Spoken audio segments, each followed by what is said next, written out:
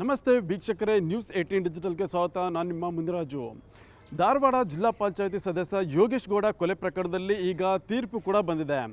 ಈ ಒಂದು ಪ್ರಕರಣದಲ್ಲಿ ಭಾಗಿಯಾಗಿದ್ದಂಥ ಶಾಸಕ ವಿನಯ್ ಕುಲಕರ್ಣಿ ಸೇರಿದಂತೆ 16 ಆರೋಪಿಗಳಿಗೆ ಒಂದು ಜೀವಾವಧಿ ಶಿಕ್ಷೆಯನ್ನು ವಿಧಿಸಿದರೆ, ಓರ್ವ ಆರೋಪಿ ಅಂದರೆ ಇನ್ಸ್ಪೆಕ್ಟರ್ ಚನ್ನಕೇಶವ ಟಿಂಗರಿಕರ್ಗೆ 7 ವರ್ಷಗಳ ಶಿಕ್ಷೆಯನ್ನು ಕೂಡ ವಿಧಿಸಿ ಒಂದು ತೀರ್ಪು ಕೂಡ ಪ್ರಕಟ ಆಗಿರೋದು. ಹಾಗಾದರೆ ಈ ಒಂದು ತೀರ್ಪಿಗೆ ಪ್ರಮುಖ ಕಾರಣ ಏನು, ಮತ್ತು ಆರೋಪಿಗಳ ಮೇಲೆ ಇರುವಂಥ ಒಂದು ಆರೋಪಗಳು ಯಾವ ರೀತಿ ಸಾಬೀತಾಯಿತು, ಮತ್ತು ಅವರು ಕೃತ್ಯ ಎಸಗಿದಂಥ ರೀತಿ ಯಾವ ರೀತಿ ಇತ್ತು ಅನ್ನೋದ್ರ ಬಗ್ಗೆ ಸಂಪೂರ್ಣ ಮಾಹಿತಿಯನ್ನು ನಾನು ನಿಮಗೆ ಕೊಡ್ತೀನಿ. ಅದಕ್ಕೂ ಮುನ್ನ ನೀವು ನಮ್ಮ ಯೂಟ್ಯೂಬ್ ಚಾನಲನ್ನು ಸಬ್ಸ್ಕ್ರೈಬ್ ಮಾಡಿ ಮತ್ತು ಬೆಲ್ ಬಟನನ್ನು ಒತ್ತಿ, ಹಾಗೂ ನಮ್ಮ ಇನ್ಸ್ಟಾಗ್ರಾಮ್ ಮತ್ತು ಫೇಸ್ಬುಕ್ ಪೇಜನ್ನು ಫಾಲೋ ಮಾಡಿ. ವೀಕ್ಷಕರೇ, 2016 ಜೂನ್ನಲ್ಲಿ ನಡೆದ ಯೋಗೇಶ್ ಗೌಡ ಕೊಲೆ ಪ್ರಕರಣದ ತೀರ್ಪು ಈಗ ಪ್ರಕಟ ಆಗಿರೋದು. ಜನಪ್ರತಿನಿಧಿಗಳ ವಿಶೇಷ ನ್ಯಾಯಾಲಯ ಈ ಒಂದು ಕೊಲೆ ಪ್ರಕರಣದಲ್ಲಿ ಭಾಗಿಯಾಗಿದ್ದಂಥ ಸುಮಾರು 16 ಆರೋಪಿಗಳಿಗೆ ಒಂದು ಜೀವಾವಧಿ ಶಿಕ್ಷೆಯನ್ನು ಕೂಡ ವಿಧಿಸಿದೆ. ಮತ್ತು ಒಬ್ಬ ಆರೋಪಿ ಇನ್ಸ್ಪೆಕ್ಟರ್ ಚನ್ನಕೇಶವ ಅವರಿಗೆ ಒಂದು 7 ವರ್ಷಗಳ ಶಿಕ್ಷೆಯನ್ನು ಕೂಡ ವಿಧಿಸಿದೆ. ಮತ್ತು ಈ ಒಂದು ತೀರ್ಪಿಗೆ ಪ್ರಮುಖ ಕಾರಣ ಏನು, ಈ ಎಲ್ಲ ಆರೋಪಿಗಳು ಕೂಡ ಕೊಲೆಯಲ್ಲಿ ಭಾಗಿಯಾಗಿರೋದು ಮತ್ತು ಸಾಕ್ಷಿ ನಾಶಪಡಿಸುವಂಥದ್ದು ಮತ್ತು ಏನು ಅಪರಾಧಿಕ ಒಳಸಂಚಿನಲ್ಲಿ ಭಾಗಿಯಾಗಿದ್ದಾರೆ ಅಂತೇಳಿ ಈಗ ತೀರ್ಪು ಕೂಡ ಬಂದಿರೋದು. ಹಾಗಾದರೆ ಈ ಆರೋಪಿಗಳು ಯಾವ ರೀತಿ ಕೃತ್ಯವನ್ನು ಮಾಡಿದರು, ಮತ್ತು ಯೋಗೇಶ್ ಗೌಡ ಕೊಲೆಗೆ ಪ್ರಮುಖ ಕಾರಣ ಏನು, ಮತ್ತು CBI ತನಿಖೆಯಿಂದ ಏನೆಲ್ಲ ಅಂಶಗಳು ಬೆಳಕಿಗೆ ಬಂದಿದೆ ಅನ್ನೋದ್ರ ಬಗ್ಗೆ ನೋಡೋದಾದರೆ, 2016 ಏಪ್ರಿಲ್ನಲ್ಲಿ ಒಂದು ಜಿಲ್ಲಾ ಪಂಚಾಯತಿ ಸಭೆ ನಡೀತಾ ಇರುತ್ತೆ. ಆ ಒಂದು ಸಭೆಯಲ್ಲಿ ಅಂದಿನ ಜಿಲ್ಲಾ ಉಸ್ತುವಾರಿ ಸಚಿವರಾಗಿದ್ದಂಥ ವಿನಯ್ ಕುಲಕರ್ಣಿ ಅವರು ಈ ಒಂದು ಸಭೆಯ ನೇತೃತ್ವವನ್ನು ವಹಿಸಿರ್ತಾರೆ. ಆ ವೇಳೆ ಸಭೆಯಲ್ಲಿ ಧಾರವಾಡ ಜಿಲ್ಲಾ ಪಂಚಾಯತಿ ಸದಸ್ಯ ಆಗಿದ್ದಂಥ ಯೋಗೇಶ್ ಗೌಡ ಕೂಡ ಈ ಒಂದು ಸಭೆಯಲ್ಲಿ ಕೆಲವು ವಿಚಾರಗಳಿಗೆ ಸಂಬಂಧಪಟ್ಟಂತೆ ಇಬ್ಬರ ನಡುವೆ ಒಂದು ಮಾತಿನ ಚಕಮಕಿ ಮತ್ತು ವಾಗ್ವಾದ ಕೂಡ ನಡೆಯುತ್ತೆ. ಈ ವೇಳೆ ಗಲಾಟೆ ತಾರಕಕ್ಕೆ ಇರುತ್ತೆ. ನಂತರ ಆ ಒಂದು ಸಭೆ ಮುಗಿದ ಬಳಿಕ ಇದನ್ನೇ ಒಂದು ವೈಷಮ್ಯ ಕೂಡ, ಈ ಒಂದು ಸಭೆಯ ಒಂದು ಕೆಲವು ವಿಚಾರಗಳಿದೆ. ಇದೇ ವಿಚಾರಕ್ಕೆ ವಿನಯ್ ಕುಲಕರ್ಣಿ ಕೂಡ ಒಂದು ಯೋಗೇಶ್ ಗೌಡ ವಿರುದ್ಧ ಒಂದು ವೈಷಮ್ಯ ಕೂಡ ಬೆಳೆಸ್ಕೊಳ್ಳೋದಕ್ಕೆ ಕಾರಣ ಆಗುತ್ತೆ.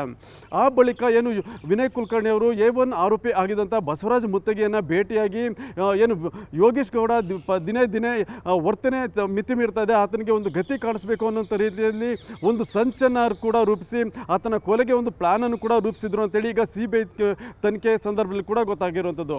ಆ ಬಳಿಕ ಈ ಒಂದು ಕೊಲೆಗೆ ಪ್ಲಾನ್ ರೂಪಿಸಿದ ಬಳಿಕ A1 ಆರೋಪಿ ಬಸವರಾಜ್ ಮುತ್ತಗಿ ತಮ್ಮದೇ ಒಂದು ಟೀಮನ್ನು ಕಟ್ಕೊಂಡು ಭೂ ವ್ಯಾಜ್ಯದ ಒಂದು ಹೆಸರಿನಲ್ಲಿ ಯೋಗೇಶ್ ಗೌಡ ಮೇಲೆ ಒಂದು ಅಟ್ಯಾಕ್ ಮಾಡಿ ಒಂದು ಕೊಲೆ ಮಾಡುವಂಥ ಕೆಲಸ ಕೂಡ ಆಗುತ್ತೆ. ಬಳಿಕ ಈ ಒಂದು ಪ್ರಕರಣ 2019ರಲ್ಲಿ CBI ಕೈ ಸೇರುತ್ತೆ. ನಂತರ CBI ಅಧಿಕಾರಿಗಳು ಕೂಡ ತನಿಖೆಯನ್ನು ಮಾಡಿದಾಗ ಇದು ರಾಜಕೀಯ ವೈಷಮ್ಯಕ್ಕೆ ನಡೆದ ಕೊಲೆ ಅನ್ನೋದು ಕೂಡ ಬೆಳಕಿಗೆ ಬಂದಿರೋದು. ಇದರ ಹಿಂದೆ ಭೂ ವ್ಯಾಜ್ಯ ಅಂತೇನು ಉಲ್ಲೇಖ ಮಾಡಲಾಗಿತ್ತು, ಅದು ಭೂ ವ್ಯಾಜ್ಯಕ್ಕಿಂತ ರಾಜಕೀಯ ವೈಷಮ್ಯದಿಂದ ವಿನಯ್ ಕುಲಕರ್ಣಿ ಅವರ ಒಳಸಂಚಿನಿಂದ ಈ ಒಂದು ಕೃತ್ಯ ಆಗಿದೆ ಅಂತೇಳಿ ಒಂದು CBI ತನಿಖೆ ಸಂದರ್ಭದಲ್ಲಿ ಕೂಡ ಬೆಳಕಿಗೆ ಬರುತ್ತೆ. ಅದಕ್ಕೆ ಸಂಬಂಧಪಟ್ಟಂತೆ ಆರೋಪಿಗಳು ಓಡಾಡಿರುವಂಥ CCTV ವಿಡಿಯೋಸ್ ಇರ್ಬೋದು, ಮತ್ತು ಆರೋಪಿಗಳ ಜೊತೆ ಶಾಸಕ ವಿನಯ್ ಕುಲಕರ್ಣಿ ಅವರು ಸಂಪರ್ಕದಲ್ಲಿದ್ದರು, ಅದಕ್ಕೆ ಸಂಬಂಧಪಟ್ಟಂಥ CDI ರಿಪೋರ್ಟ್ ಮತ್ತು ಟವರ್ ಲೊಕೇಶನ್ ಎಲ್ಲ ಒಂದು ವಿಚಾರಗಳು ಕೂಡ ಈಗ ಬೆಳಕಿಗೆ ಬಂದಿದೆ. ಆ ಪ್ರಕಾರ ಶಾಸಕ ವಿನಯ್ ಕುಲಕರ್ಣಿ A1 ಆರೋಪಿ ಆಗಿದ್ದಂಥ ಬಸವರಾಜ್ ಮುತ್ತಗಿ ಈಗ ಮಾಫಿ ಸಾಕ್ಷಿ ಕೂಡ ಆಗಿರುವಂಥದ್ದು, ಮತ್ತು ಅವರ ಜೊತೆ ಸುಮಾರು 94 ಬಾರಿ ಫೋನ್ ಸಂಪರ್ಕದಲ್ಲಿ ಇದ್ದರು ಅನ್ನೋದು ವಿಚಾರ ಕೂಡ ಈಗ CDI ರಿಪೋರ್ಟ್ನಲ್ಲಿ ಗೊತ್ತಾಗಿದೆ. ಮತ್ತು ಅದೇ ರೀತಿಯಾಗಿ 50ಕ್ಕೂ ಹೆಚ್ಚು ಬಾರಿ ಪರಸ್ಪರ ಭೇಟಿಯಾಗಿರ್ತಾರೆ, ಮತ್ತು ಅದಕ್ಕೆ ಪೂರಕವಾಗಿ ಟವರ್ ಲೊಕೇಶನ್ ಕೂಡ ಪತ್ತೆಯಾಗಿದೆ ಅಂತೇಳಿ ಒಂದು ವಿಚಾರವನ್ನು ಈಗ CBI ತನಿಖೆಯಿಂದ ಗೊತ್ತಾಗಿದೆ. ಆ ಬಳಿಕ ಈ ಒಂದು ಕೊಲೆಗೆ ಸಂಬಂಧಪಟ್ಟಂತೆ ವಿನಯ್ ಕುಲಕರ್ಣಿ ಅವರು ಸುಪಾರಿಯನ್ನು ಕೊಡೋದು. ಈ ವೇಳೆ A7 ಆರೋಪಿಯಿಂದ ಹಿಡಿದು A14 ಆರೋಪಿಗಳೇನಿದ್ರೆ ಈ ಎಲ್ಲ ಆರೋಪಿಗಳು ಸೇರಿ ಈ ಒಂದು ಕೊಲೆಯನ್ನು ಮಾಡ್ತಾರೆ. ಬಳಿಕ ಈ ಒಂದು ಕೊಲೆ ಪ್ರಕರಣವನ್ನು A1ಇಂದ ಹಿಡಿದು A6 ಆರೋಪಿಗಳೇನಿದ್ರೆ ಅವರ ಮೇಲೆ ಹಾಕುವಂಥದ್ದು, ಅದು ಭೂ ವ್ಯಾಜ್ಯ ವಿಚಾರಕ್ಕೆ ಈ ಒಂದು ಕೊಲೆ ನಡೆದಿದೆ ಅನ್ನೋ ರೀತಿಯಲ್ಲಿ ಅದನ್ನು ಬಿಂಬಿಸುವಂಥ ಕೆಲಸವನ್ನು ಕೂಡ ಮಾಡಿದರು ಅಂತೇಳಿ ಈಗ ತನಿಖೆ ಮತ್ತು ಈ ಒಂದು ತೀರ್ಪಿನಲ್ಲಿ ಕೂಡ ಉಲ್ಲೇಖ ಆಗಿರೋದನ್ನು ಕೂಡ ನೋಡ್ಬೋದು. ಮತ್ತು ಆ ಒಂದು ಕೊಲೆಗೆ ಸಂಬಂಧಪಟ್ಟಂತೆ ಇದನ್ನು ವ್ಯವಸ್ಥಿತವಾಗಿ ಮುಚ್ಚಿ ಹಾಕುವಂಥ ಕೆಲಸ ಕೂಡ ಮಾಡ್ತಾರೆ. ಅದಕ್ಕೋಸ್ಕರ ಸಾಕ್ಷಿಗಳ ಮೇಲೆ ಪ್ರಭಾವ ಬೀರುವಂಥದ್ದು ಮತ್ತು ಸುಳ್ಳು ಸಾಕ್ಷಿಗಳನ್ನು ಕೂಡ ಸೃಷ್ಟಿ ಮಾಡುವಂಥ ಕೆಲಸವನ್ನು ಕೂಡ ಅಂದಿನ ಪೊಲೀಸ್ ಅಧಿಕಾರಿಗಳ ಮೂಲಕವಾಗಿ ಇದನ್ನು ನಡೆಸಿದ್ರು ಅನ್ನೋ ಒಂದು ವಿಚಾರ ಕೂಡ ಈಗ ತನಿಖೆಯಿಂದ ಗೊತ್ತಾಗಿರೋದು. ಆದ್ದರಿಂದ ಪೊಲೀಸ್ ಅಧಿಕಾರಿಗಳ ಕರ್ತವ್ಯದ ಬಗ್ಗೆ ಕೂಡ ತೀರ್ಪಿನಲ್ಲಿ ಕೆಲವು ಬೇಸರದ ಒಂದು ವಿಚಾರಗಳು ಕೂಡ ಅಲ್ಲಿ ಉಲ್ಲೇಖ ಆಗಿರೋದು. ಕರ್ನಾಟಕ ರಾಜ್ಯ ಪೊಲೀಸರಿಗೆ ದೇಶದಲ್ಲೇ ಒಳ್ಳೆಯ ಹೆಸರಿದೆ, ಮತ್ತು ದಕ್ಷ ಮತ್ತು ಕರ್ತವ್ಯ ನಿಷ್ಠೆಗೆ ಹೆಸರಾಗಿರುವಂಥ ಪೊಲೀಸರು ಕೂಡ ಇದ್ದಾರೆ.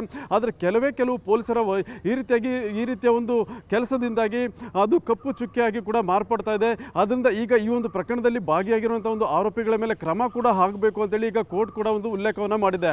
ಮತ್ತು ಈ ಒಂದು ಪ್ರಕರಣಕ್ಕೆ ಸಂಬಂಧಪಟ್ಟಂತೆ ಏನು CBI ಅಧಿಕಾರಿಗಳು ಉಲ್ಲೇಖ ಮಾಡಿದಂಥ ಒಂದು ಏನು CDI ರಿಪೋರ್ಟ್ಸ್ ಇರ್ಬೋದು, ಟವರ್ ಲೊಕೇಶನ್ಸ್ ಇರ್ಬೋದು, ಮತ್ತು CCTV ಫೂಟೇಜಸ್ ಇರ್ಬೋದು, ಮತ್ತು ಅದಕ್ಕೋಸ್ಕರ ಏನು ಒಂದು ತಂಡವನ್ನು ರಚನೆ ಮಾಡಿರ್ತಾರೆ. ಧಾರವಾಡ ಬಾಯ್ಸ್ ಅನ್ನೋ ಹೆಸರಿನಲ್ಲಿ ಒಂದು ಟೀಮ್ ಕೂಡ ಇರುತ್ತೆ. ಈ ಎಲ್ಲ ವಿಚಾರಗಳು ಕೂಡ CBI ತನಿಖೆಯಿಂದ ಗೊತ್ತಾಗುತ್ತೆ.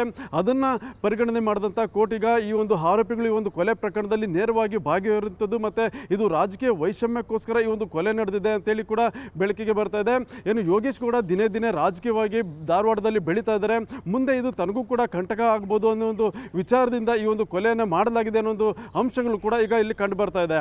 ಮತ್ತು ಏನು ಆ ಒಂದು ಸಭೆಯಲ್ಲಿ ನಡೆದಂಥ ಒಂದು ಮಾತಿನ ಚಕಮಕಿ ಇರ್ಬೋದು, ಮತ್ತು ಅಲ್ಲಿ ಇಬ್ಬರ ನಡುವಿನ ಒಂದು ಏನು ವಾಗ್ಬಾಣ ಏನಿದೆ ಆ ಒಂದು ವಿಚಾರದಿಂದಲೇ ಈ ಒಂದು ವೈಷಮ್ಯ ಉಟ್ಕೊಳ್ಳೋದಕ್ಕೆ ಕಾರಣ ಅನ್ನೋದು ಕೂಡ ಈಗ ತನಿಖೆಯಿಂದ ಗೊತ್ತಾಗಿರೋದು. ಸದ್ಯ ಇದೇ ರೀತಿಯಾಗಿ ಕೆಲವು ಸಾಕ್ಷಿಗಳು ಮತ್ತು ಅಲ್ಲಿ ಏನು ಕೊಲೆ ಸಂದರ್ಭದಲ್ಲಿ ವಶಪಡಿಸಿಕೊಂಡಿರುವಂಥ ಕೆಲವು ಆಯುಧಗಳೇನಿದೆ ಅವುಗಳನ್ನು ಕೂಡ ಈಗ ಆ ಒಂದು ಏನು ಮಾರಕಾಸ್ತ್ರಗಳನ್ನು ಏನು ಜಪ್ತಿ ಮಾಡಿದರೆ ಅದನ್ನು ಕೂಡ ಈ ಒಂದು ಇದರಲ್ಲಿ ಉಲ್ಲೇಖ ಮಾಡಿರೋದು ಕೂಡ ಗೊತ್ತಾಗುತ್ತೆ. ಸದ್ಯ ಈ ಎಲ್ಲ ಅಂಶಗಳನ್ನು ಪರಿಗಣನೆ ಮಾಡಿ ಮತ್ತು ಕೆಲವು ಸಾಕ್ಷ್ಯಾಧಾರಗಳು ಏನು ಸೂಕ್ತ ರೀತಿಯಲ್ಲಿ CBI ಅಧಿಕಾರಿಗಳು ಒದಗಿಸಿದ್ರು, ಇವೆಲ್ಲ ಒಂದು ವಿಚಾರಗಳನ್ನು ಪರಿಗಣನೆ ಮಾಡಿ ಆರೋಪಿಗಳಿಗೆ ಒಂದು ಜೀವಾವಧಿ ಶಿಕ್ಷೆಯನ್ನು ಕೂಡ ವಿಧಿಸಿರೋದು. ಮತ್ತು ಪೊಲೀಸರು ಕೂಡ ಇದರ ಬಗ್ಗೆ ಏನು ಕರ್ತವ್ಯದಲ್ಲಿ ಲೋಪ ಎಸಗಿರೋದು ಮತ್ತು ಸುಳ್ಳು ಸಾಕ್ಷ್ಯಗಳನ್ನು ಸೃಷ್ಟಿ ಮಾಡಿರೋದು ಮತ್ತು ಕೋರ್ಟ್ನಲ್ಲಿ ಸುಳ್ಳು ಸಾಕ್ಷ್ಯಗಳನ್ನು ಸೃಷ್ಟಿ ಮಾಡಿರೋದ್ರ ಬಗ್ಗೆ ಅವರು ಹೇಳಿಕೆಯನ್ನು ಕೊಡ್ತಾರೆ. ಇದ್ರ ಬಗ್ಗೆ ಕೂಡ ಕೋರ್ಟ್ ಒಂದು ಅಸಮಾಧಾನವನ್ನು ಕೂಡ ವ್ಯಕ್ತಪಡಿಸಿರೋದು. ಇದು ಇವತ್ತಿನ ವಿಶೇಷ. ಮುಂದೆ ಇದೇ ರೀತಿಯ ಸುದ್ದಿಗೋಸ್ಕರ ನೋಡ್ತಾ ಇರಿ News18 ಡಿಜಿಟಲ್ ಕನ್ನಡ. ನಿರ್ಭೀತ, ನಿಷ್ಪಕ್ಷಪಾತ, ವಿಶ್ವಾಸಾರ್ಹ ಸುದ್ದಿಗಳಿಗೆ ಮತ್ತೊಂದು ಹೆಸರಾಗಿರುವಂತ News18 ಕನ್ನಡ ಈಗ ಆಪ್ನಲ್ಲೂ ಲಭ್ಯವಿದೆ. ದಯವಿಟ್ಟು ಇಲ್ಲಿರುವ QR ಕೋಡ್ ಅನ್ನ ಸ್ಕ್ಯಾನ್ ಮಾಡಿಕೊಂಡು ಆಪ್ ಅನ್ನ ಡೌನ್ಲೋಡ್ ಮಾಡೋದಕ್ಕೆ ಮರಿಬೇಡಿ. ನಿಮ್ಮ ಬೆಂಬಲ ಹೀಗೆ ಸದಾ ನಮ್ಮೊಂದಿಗಿರಲಿ. ಧನ್ಯವಾದ.